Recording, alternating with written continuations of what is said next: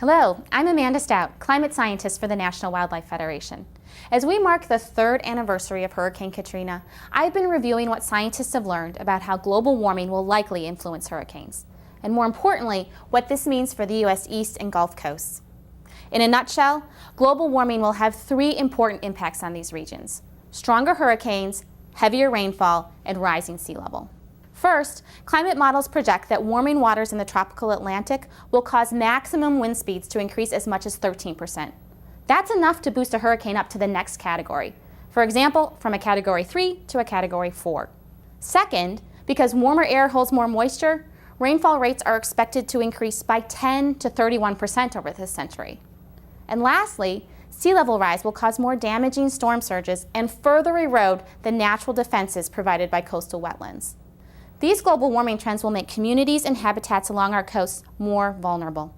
Plus, the rapidly expanding coastal population and development means that more and more people are living in harm's way.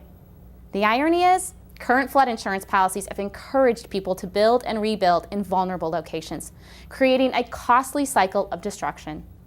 Our national flood insurance program is now $17 billion in debt.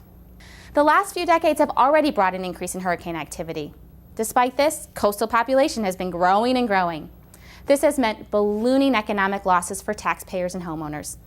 In the last decade, there were 12 hurricanes in the United States with damages exceeding $1 billion, including Hurricane Katrina, with losses of about $125 billion.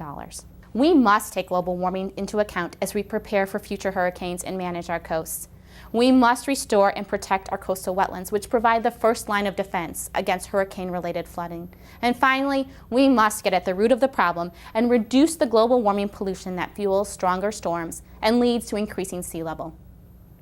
You can see my complete analyses at www.nwf.org/extremeweather.